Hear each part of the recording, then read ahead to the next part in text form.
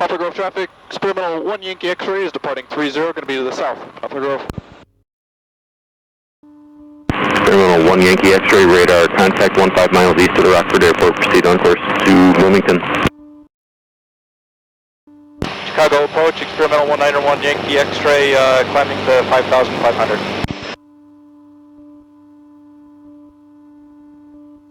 November 191 Yankee X-ray, Chicago approach, altimeter 3038. Now 191 Yankee X-ray radar, contact south of the Joliet, you are about 11 miles, I show you 5,600, maintain VFR, looking to see altimeter 3040.